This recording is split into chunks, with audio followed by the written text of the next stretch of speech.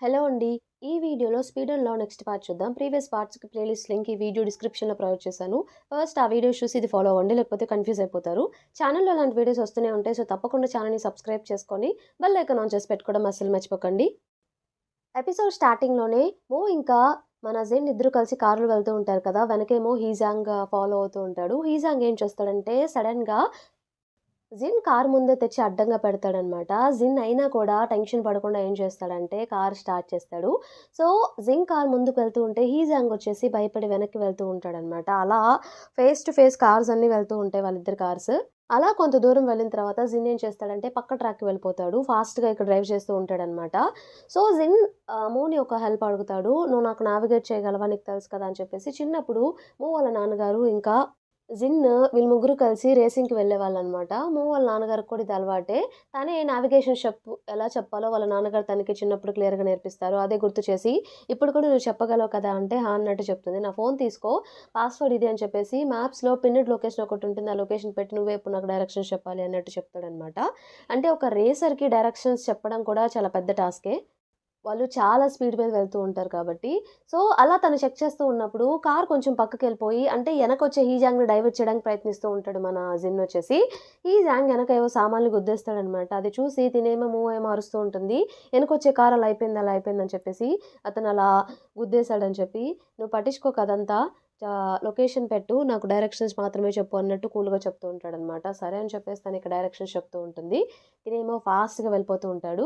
అసలు ఆ డైరెక్షన్స్ ఎందుకంటే యాక్చువల్లీ ఆ రోజు నైట్ ఒక రేస్ ఉంటుందనమాట.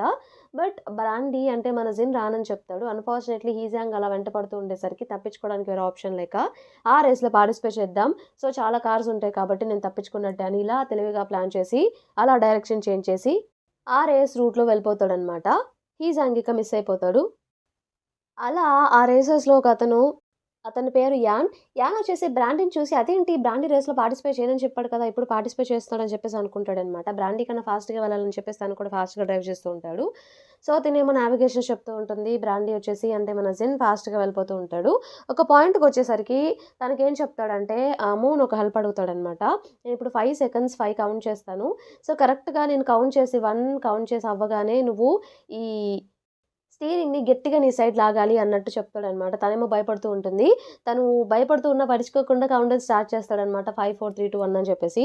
సో, 1 అని చెప్పగానే తను విండోలో నుండి బయటికి వెళ్లి సంథింగ్ అక్కడేదో అంటే ఆ రేస్‌లో ఆ కవర్ తెస్తేనే విన్నర్స్ అనమాట. అందుకే అక్కడ ఒక పింక్ కలర్ కవర్ ఉంటే దాన్ని తీయడానికి ప్రయత్నిస్తూ ఉంటాడు. ఎదురుగా ఎవరికో గుద్దుబోతుంటే తినది చూసి వెంటనే ఇక తన సైడ్ స్టీరింగ్ లాగేస్తుందనమాట సో, అప్పుడు కారొస్తుంది అని చెప్పేసి ఆ కవర్ తీసుకోగానే జిన్‌ని కూడా లోపలికి లాగేస్తుంది. మళ్ళీ జిన్‌కి ఎక్కడ గాయాలవుతాయని చెప్పేసి ఫైనల్లీ ఆ రేస్‌లో తనే విన్ అవుతాడు. అంటే ఆ కవర్ తీసుకున్నాడు కాబట్టి, ఆ కవర్ తీసుకొని ఎవరైతే ఎండింగ్ పాయింట్‌కి వెళ్తారో వాళ్ళే ఆ రేస్‌లో విన్ అనమాట. కవర్ ఫైనల్లీ తీసుకున్నాడు. ఇప్పుడు ఎండింగ్ పాయింట్‌కి వెళ్తూ ఉంటాడనమాట. అక్కడికి వెళ్ళగానే చాలా మంది వెయిట్ చేస్తూ ఉంటారు. అంటే ఎవరు విన్ అవుతారని చెప్పేసి. ఫైనల్లీ బ్రాండీ మన జిన్ కార్ దిగే ముందు "మూతో నువ్వేం మాట్లాడకు సైలెంట్‌గా ఉండు అంతే చాలు" అన్నట్టు చెప్పి, దిగిన తర్వాత పింక్ కవర్ ఇసిరేసి "ఇదిగో చూడు" అని చెప్పేసి "అదేంటి నువ్వు రేస్‌లో పార్టిసిపేట్ చేయనని చెప్పావు కదా! ఇలా ఎందుకు పార్టిసిపేట్ చేసావంటే" "మరేం చేయమంటావు నాకు వేరే ఆప్షన్ లేదు. ఆ వాన్ మనిషి హీజాంగ్ నన్ను వెంట పడుతూ ఉన్నాడు. తప్పించుకోవడానికి ఈ డైరెక్షన్‌లో రావాల్సొచ్చింది. సో, రేస్‌లో పార్టిసిపేట్ చేయాల్సొచ్చింది" అన్నట్టు తిను చెప్తాడనమాట క్లియర్‌గా అతనికి. ఈ రేస్‌లో ఔట్‌సైడర్స్ నాట్ అలౌడ్ కదా! ఎవరు ఈ అమ్మాయి ఎందుకు తీసుకొచ్చావంటే, ఎవరో ఏం కాదులే నా గర్ల్ ఫ్రెండే అన్నట్టు చెప్తాడనమాట. తను గట్టిగా దగ్గరికి లాగి మూని ఇలా చెప్తాడు. తనకి నా మీద డౌట్‌గా ఉంది. నేను నైట్ ఎవరితోనో వేరే అమ్మాయితో తిరుగుతున్నా అని చెప్పేసి నాకు బ్రేకప్ చెప్తా అని చెప్పింది. అందుకే ప్రూవ్ చేయడానికి ఈరోజు నైట్ తీసుకొచ్చాను. నువ్వేం టెన్షన్ పడకు తను నా గర్ల్ ఫ్రెండేలే అన్నట్టు చెప్తాడనమాట. ప్రాబ్లమ్ ఏం క్రియేట్ అవ్వకుండా. తను సిస్టర్ అయినా కూడా. అయితే సరేలే అని చెప్పేసి తనకి మనీ ఉన్న అది ఇస్తారనమాట. ఆ కవరు ఫైనల్‌గా రేస్‌లో విన్ అయ్యాడు కాబట్టి. సో, అతను బ్రాండీ ఒకసారి ఇటురా నీతో మాట్లాడాలని చెప్పేసి అంటాడు. మధ్యలో అప్పుడు ఒక్కటే నించుంటుందనమాట. ఆ చుట్టుపక్కల వాళ్ళందరూ "హే గర్ల్ ఎవరు నువ్వు ఇంత బ్యూటిఫుల్‌గా ఉన్నావు" అని చెప్పేసి తను అంటూ ఉంటారనమాట. అప్పుడే యాన్ వచ్చేసి ఆ రేస్‌లో పార్టిసిపేట్ చేసిన యాన్ కూడా ఉన్నాడు కదా! అప్పుడే అక్కడికొస్తాడనమాట.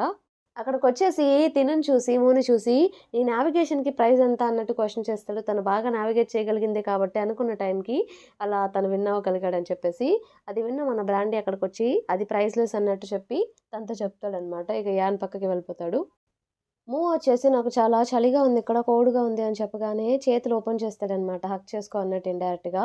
తనేమో ఏంటి ఇదంతా చేస్తున్నాడని చెప్పి సర్లే అని చెప్పి సైలెంట్‌గా చిన్నగా వెళ్తూ ఉంటే, మన బ్రాండీ తన్ని గట్టిగా లాగి హగ్ చేసుకుంటాడు. అందరూ సూపర్, సూపర్ అని చెప్పేసి అరుస్తూ ఉంటారనమాట చుట్టుపక్కల వాళ్ళంతా. సో, జిన్ ఏం చెప్తాడంటే, నా గర్ల్ ఫ్రెండ్‌కి ఇక్కడ చాలా కోల్డ్‌గా ఉంది. సో, నేను తనని డ్రాప్ చేయాలి అన్నట్టు చెప్తే, సరే ఓకే. ఎలాగో రేస్ అయిపోయింది కదా! అందరం వెళ్ళిపోదాం అని చెప్పేసి, వీళ్ళు కార్‌లో కూర్చోగానే అందరూ కార్‌లు స్టార్ట్ అవుతాయన్నమాట. అన్ని కార్‌లు వెళ్ళిపోయే వరకు జిన్ స్టార్ట్ అవ్వడు. సో, అన్ని కార్‌లు వెళ్ళిపోయిన తర్వాత అప్పుడు కార్ స్టార్ట్ చేస్తాడు. అలాగే ఏం చెప్తాడంటే, "నువ్వు అడిగావు కదా! ఇదంతా ఎందుకు చేస్తున్నా" అని చెప్పేసి, "నీ చేతిలోనే ఆన్సర్ ఉంది ఆ కవర్‌లో" అన్నట్టు చెప్తే, ఆ కవర్‌లో మనీ చూసి, "అంటే ఇదంతా మనీ కోసం చేస్తున్నావంటే?" "ఆ! ఆఫ్‌కోర్స్ మనీ కోసమా ఏంటి? ఎవరన్నా చేసేది మనీ కోసమే కదా! ఇంకా దేనికి చేస్తారు" అన్నట్టు తను చెప్తాడనమాట. మరి ఇందాక అతనికి దారిలో అన్ని యాక్సిడెంట్‌లయ్యాయి.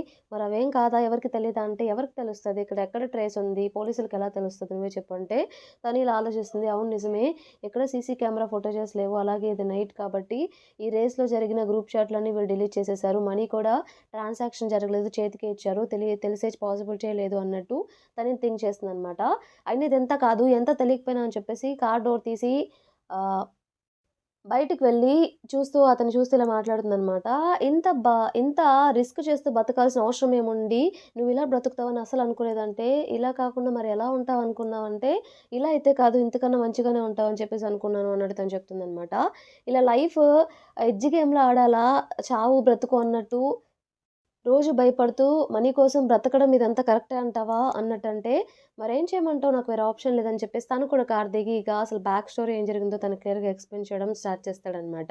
అసలు వాళ్ళు కంట్రీకొచ్చిన తర్వాత వాళ్ళ నాన్నగారు ఇంకా జిన్ ఇద్దరు వాళ్ళ పొజిషన్ ఏంటో అదంతా క్లియర్‌గా చెప్తాడు. అసలు స్టార్టింగ్‌లో వాళ్ళకి ఉండడానికి ఇల్లు కూడా లేదు. డబ్బులు అస్సలు లేవు. చాలా తక్కువున్నాయి. ఎక్కడో బేస్‌మెంట్‌లో ఒక ఇల్లు దొరికింది. వర్షం పడితే నీళ్ళతో నిండిపోతుంది. ప్లేస్ కూడా ఉండదు. ఉదయాన్నే లేచి ఆ వాటర్ మళ్ళీ తీసి బయట వేయాలి. అలాగే టేబుల్స్ మీద పడుకునే వాళ్ళం ప్లేస్ లేక. ఎంతో కష్టపడ్డాము. అప్పటికి రూపాయి కూడా మనీ లేక ఎవరో మనీ ఇస్తారని చెప్పేసి మీ నాన్నగారు ఏం చేశారంటే ఉన్న మనీ అంతా అతని చేతుల్లో పెట్టారు. బట్ అతనేమో ఫేక్ పర్సన్ మనీ అంతా తీసుకొని వెళ్ళిపోయాడు. కాల్ కూడా ఇక లిఫ్ట్ చేయలేదు. ఏం చేయాలో అర్థం కాలేదు. ఇక ఉండడానికి ఆ బేస్‌మెంట్ కూడా లేదు మాకు. ఎక్కడుండాలో అర్థం కాక వీధుల్లో ఎక్కడ పడితే అక్కడ ప్లేసొస్తే పడుకున్నాము. ఇక్కడ ఏం చేయాలో కూడా అర్థం కాలేదు. లేటర్ మీ నాన్నగారికి కొంచెం మంచిగా ఒక ఉద్యోగం దొరికింది. అక్కడే ప్రెజెంట్ ఉన్న ఆమెను చూసారు. ఎవరినైతే మ్యారేజ్ చేసుకున్నారో అంటే మా అమ్మగారిని. వాళ్ళిద్దరూ మ్యారేజ్ చేసుకొని ఒక చిన్న రెస్టారెంట్ పెట్టారు. అలా ఇక ఏదో కొంచెం సాగుతుంది కొంచెం ఇప్పుడు.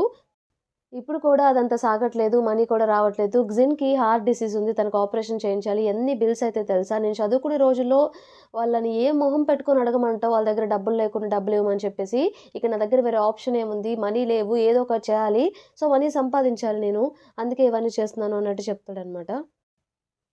ఇవన్నీ మా అమ్మకి తెలుసా అంటే, ఉపయోగం ఏంటి? తెలిసేం చేస్తారు? ఆల్రెడీ వాళ్ళిద్దరు డివోర్స్. తెలిసి ఉపయోగం ఏంటి అన్నట్టు చెప్తే, అయినా కూడా నువ్వు ఇలా లైఫ్ అండ్ డెత్ మ్యాటర్స్‌లో ఇన్వాల్వ్ అయ్యి ఇలా మనీ కోసం చేయడం తప్పే కదా! అని చెప్పేసి అంటుందనమాట. నిన్ను రైట్ ట్రాక్‌లో పెట్టేదానికి ఎవరు లేరనుకుంటున్నావా? అని చెప్పేసి కాలర్ పట్టుకొని అడుగుతుందనమాట. సో, అలా అడిగేసరికి తిను కూడా తన్ని ఫ్లిప్ చేసి ఇలా అంటాడు. "నీకా రైట్ ఉందని చెప్పేసి అనుకుంటున్నావా? ఒకవేళ అలా అనుకుంటే నన్ను నీకు రిమైండ్ చేయనివ్వు. నీ సర్‌నేమ్ ఇప్పుడు మా నాన్నగారి సర్‌నేమ్ కాదు. నీ సర్‌నేమ్ కూడా చేంజ్ చేసుకున్నావు కదా!" అన్నట్టంటే, అప్పుడు తను అంటుందనమాట. "అంటే ఇదా రీజన్ ఇన్ని రోజులు నన్ను చూడడానికి నువ్వు రాకపోవడానికి గల కారణం. అలాగే మా అమ్మగారు, మా నాన్నగారికి ఏమి ఇవ్వకుండా వదిలేసిందని చెప్పేసి ఆ కోపంతోనేనా నన్నసలెప్పుడూ మాట్లాడలేదు. నా లెటర్స్‌కి రిప్లై ఇవ్వలేదు" అన్నట్టు అంటుందనమాట. ఇక ఏం మాట్లాడకుండా సైలెంట్‌గా తనని కార్‌లో కూర్చోబెట్టేస్తాడు. అప్పుడే ఏదో ఫోనొస్తే మాట్లాడతాడనమాట. ఫోన్ అయిపోగానే కారెక్కేసి మూతో ఇలా చెప్తాడు. "నువ్వు రిటర్న్ వెళ్ళిపోవాలి ఇప్పుడు రేపని" చెప్పేసంటే, "లేదు నేనెక్కడికి వెళ్ళేది లేదు. నువ్వు ఇలాంటి డేంజరస్ పనులు ఆపుతానని చెప్పి నాకు ప్రామిస్ చేసే వరకు నేను ఇక్కడి నుండి కూడా కదలను. ఈరోజు నైట్ మనం ఇంటికి కూడా వెళ్ళేది లేదు" అన్నట్టు చెప్తుందనమాట. దానికి జిన్ ఏం చేస్తాడంటే, సరే అయితే వెళ్ళొద్దులే అని చెప్పేసి తనే ఇక పడుకుంటాడనమాట. అక్కడ ఏంటి ఇలా చేస్తున్నాడని చెప్పేసి, బ్రదర్ నేను చెప్పేది వినండి. మనం ఎక్కడ వద్దు మనం చైనా వెళ్ళిపోదాం అన్నట్టంటే, అంటే "నువ్వు కెనడా వెళ్ళవా మీ అమ్మగారి దగ్గరకంటే" లేదు.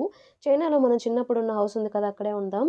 కావాలంటే నాకు మనీ ఎర్న్ చేసే కేపబిలిటీ ఉంది. నేను సంపాదించి మిమ్మల్ని చూసుకుంటాను. నీకు రైటింగ్ అంటే చాలా ఇష్టం కదా! ఎలా అయినా సరే నువ్వు స్టడీస్‌ని కంటిన్యూ చెయ్యి. మిమ్మల్ని నేను చూసుకుంటాను అన్నట్టు చెప్తూ ఉంటుందనమాట. ఆ మాటలకి బ్రాండీ కూడా చాలా ఎమోషనల్ అయ్యి మనసులో నేను రాలేను అని చెప్పేసి అనుకుంటూ ఉంటాడు.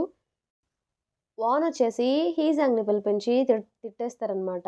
"నీకసల ఏది చేత కాదు. బ్రాండీని ఏదో ఒకటి చేస్తా అన్నావు. బట్ ఏం చేయలేదు కదా నువ్వు. నీ డ్రైవింగ్ స్కిల్స్ కూడా చాలా ఇంప్రూవ్ చేసుకోవాలని" చెప్పేసి కొట్టేస్తాడు. "అసలు నువ్వు ఇక్కడ వద్దు వెళ్ళిపో" అని చెప్పేసి నెట్టేస్తాడనమాట. సో, ఆ రోజు నైట్ తన కార్‌లో అలా పడుకుంటూ పోతుందనమాట. మనము బయటొచ్చేసి తినేం చేస్తాడంటే తన షర్ట్‌ని మూకిస్తాడు. చలిగా ఉందని చెప్పేసి తను బయట కూర్చుంటాడు. కాసేపు ఆగి నిద్ర లేచి ఎర్లీ మార్నింగ్ నిద్ర లేచి బయట తను కూర్చుండడం చూసి వెంటనే అక్కడికొస్తుంది దగ్గరికి. థాంక్ యూ నీ షర్ట్ ఇచ్చినందుకంటే, ఇట్స్ ఓకే. మీ నాన్నగారు కాల్ చేశారు. మీ అమ్మగారు ఇక్కడికొచ్చారంట ఈ సిటీకి.